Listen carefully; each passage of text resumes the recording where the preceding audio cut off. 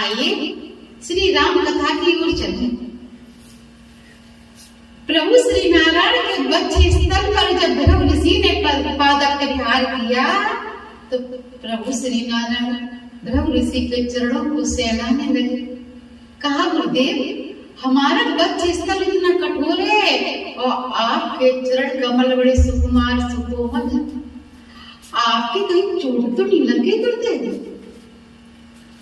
परशुराम जी विचार करने लगे, इतना सहज स्वभाव, इंद्र इतना सुंदर स्वभाव, कहीं वो सहज स्वभाव वाले वही प्रभु तो नहीं है हमारे, ये राम तो नहीं है।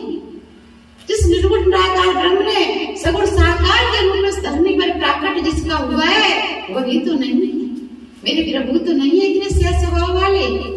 तो परशुराम जी ने कहा कि राम, तुम सही में राम हो, वही राम हो, तो हमारे इस पिनाक पर कृतज्ञता चढ़ा दीजिए।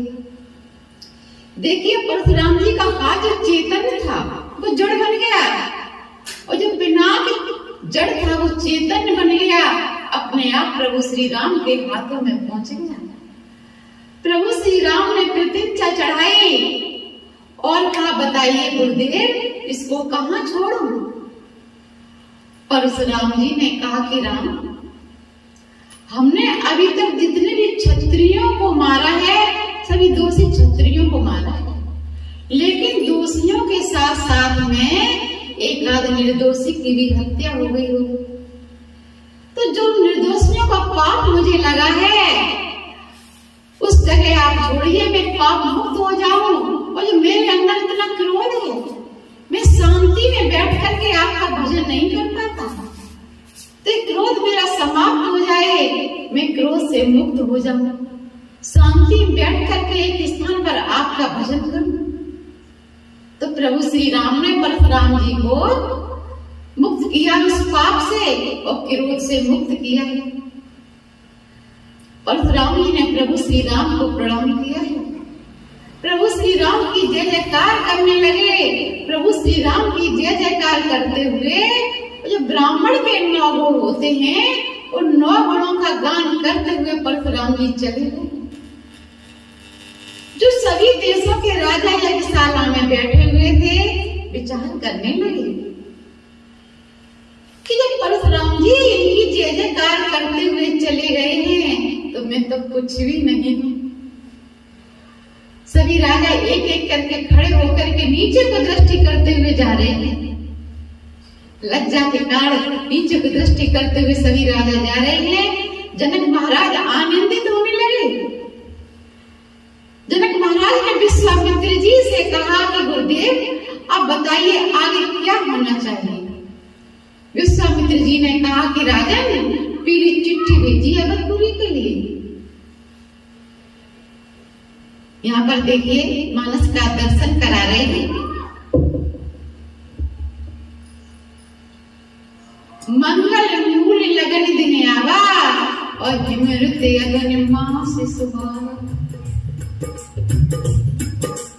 मंगल मूल लगन दिन आवा हिमृत अगन मास सुहावा। मंगल मूल लगन दिन आवा हिमृत अगन मास सुहावा। मंगल मूल लगन दिन आवा हिमृत अगन मास सुहावा। हिमृत अगन मास सुहावा। मंगल मूल लगन दिन आवा और हिमृत अगन मास सुहावा। जनक महाराज ने मथुरापुरी के ब्राह्मणों को बुलाया है। मथुरापुरी के ब्राह्मण सीताराम के विवाह की लगन पत्रिका बना रहे हैं और ब्रह्मा जी भी लगन पत्रिका बना रहे हैं सीताराम के विवाह की। अपने माता पिता के विवाह की ब्रह्मा जी लगन पत्रिका बना रहे हैं, आनंदित हो रहे हैं ब्रह्मा जी। जब लगन पत्रिका बनाई, आधे अघन शुक्ल पक्ष तिथि पंचमी को सीताराम का विवाह तय हुआ है। जब से मिलाई तो जनक महाराज आनंदित हो रहे हैं कि हमारी मिथिलापुरी के ब्राह्मण कोई ब्रह्मा जी से कम नहीं है, बिल्कुल ब्रह्मा जी जैसी, सेम ब्रह्मा जी जैसी लगन पत्रिका। ये देख करके आनंदित हो रही है जनक महाराज। और देखिए दो विशेष दूत बुलाए हैं, उन दूतों को लगन पत्रिका दी और कहा जाइए अवधपुरी के लिए जाइए इस पत्रिका को लेकर के। दोनों दूत अवधपुरी के लिए चल दिए हैं लगन पत्रिका लेकर के। इधर देखिए सुंदर सुंदर कदली के खम्भों का मंडप सजाया जा रहा है सीता जी का। मणि जड़, हीरा जड़ खम्भे जड़ सजाए जा रहे हैं। कदली के खम्भों का बड़ा सुंदर मंडप छाया है और सजाया है। सभी मिथिलापुरवासी आनंदित हो रहे हैं, नाच रहे हैं, झूम रहे हैं कि हमारी बिटिया का विवाह है। जब बेटी के लिए वर मिल जाता है तो कितने आनंदित होते हैं। इसी प्रकार से मिथिलापुरवासी आनंदित हो रहे हैं।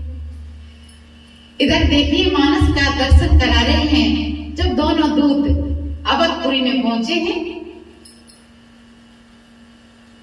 पहुंचे राम दूतपुर पावन और हर से नगर विलोक सुहावन।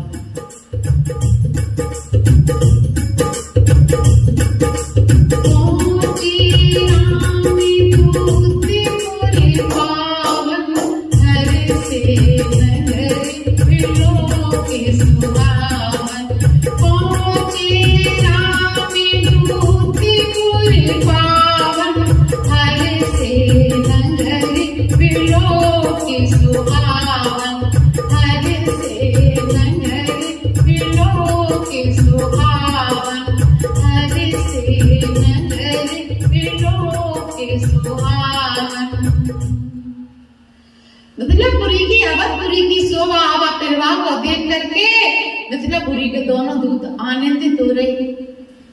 शोभा आवा परिवार को देख करके कितनी सुंदर राम की नगरी है, आनंदित हो रहे हैं। दरबार में पहुंचे हैं तो दरबारियों ने बाहर रोका है और दरबारियों ने अंदर जाकर के महाराज से कहा कि महाराज मिथिलापुरी के दो दूत आए हैं, बता रहे हैं दोनों कुमारों का समाचार पत्र लेकर के आए।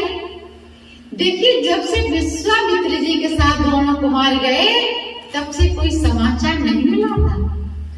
आज पहली बार एक शब्द कान में पड़ा कि समाचार पत्र लेकर के मिथिलापुरी के दो दूत आए। तो दशरथ महाराज के आनंद का पारावार नहीं है। दशरथ महाराज ने कहा दोनों दूतों को शीघ्र लेकर के आइए। दोनों दूतों को शीघ्र लेकर के दरबार में पहुंचे। दशरथ महाराज ने दोनों दूतों को अपने निकट बिठाया और बादशाह उड़े रहे हैं, पुत्रवत स्नेह कर रहे हैं। उनको ये लग रहा हमारे दोनों कुमार आए हैं। इस प्रकार से दोनों दूतों पर बादशाह उड़े रहे हैं, आनंदित हो रहे हैं। दूतों ने वो समाचार पत्र दशरथ महाराज के हाथों में दिया। जब दशरथ महाराज ने वो पत्र लिया और पत्र को खोल करके जब पढ़ने लगे, इतने आनंदित हो रहे हैं। आनंद के कारण कुछ शब्द छूट रहे हैं और कुछ शब्द पढ़ रहे हैं। जब ये पढ़ा कि परशुराम जी आ गए तो मन में थोड़ी घबरा गई। जब ये पढ़ा कि आपने दोनों कुमारों की जय जयकार करते हुए परशुराम जी चले गए तो दशरथ महाराज के आनंद का पारावार नहीं रहा। आनंदित हो रहे हैं और दूतों से पूछ रहे हैं तुमने हमारे कुमारों को देखा है क्या, सुनी हुई कह रहे हो? दूतों ने कहा महाराज आपके कुमारों के बारे में क्या न कहा जाए, वो कमी ही है। दशरथ महाराज ने कहा कि आप न जानते हो तो मैं बता दूं, जो बड़ा वाला है श्याम वर्ण का, बड़ा सहज स्वभाव का है, और छोटा जो गौर वर्ण का है वो थोड़ा चंचल स्वभाव का है। दूतों ने कहा कि महाराज आपका जो बड़ा कुमार है, बड़े पुत्र हैं, बड़े सहज स्वभाव के हैं, लेकिन अथर्ती वीर हैं। उस ऐसे भंजन कर दिया जैसे मस्त गजराज कमल के पुष्प को तोड़ करके फेंक देता है। इसी प्रकार से आपके पुत्र ने, राम ने उस पिनाक का भंजन कर दिया, एक क्षण की देर नहीं हुई। और का जो आपका गौर वर्ण का जो छोटा बालक है, का महाराज उसने अपने वचनों में परशुराम जी को इस प्रकार से लिया कि परशुराम जी आपके कुमारों की जय जयकार करते हुए चले गए। महिमा गा रहे हैं, दोनों कुमारों के दूत आनंदित हो रहे हैं, दशरथ महाराज आनंदित हो रहे हैं। इतने में भरत जी आ गए। भरत जी ने पूछा, पिताजी क्या बात है? दशरथ महाराज ने कहा कि तुम्हारे बंधुओं का समाचार पत्र है। दशरथ महाराज ने भरत जी के हाथ में वो समाचार पत्र थमाया है। अब मैं वाणी को यहीं पर विराम लेती हूँ। तब तक के लिए जय सिया राम, जय सिया राम।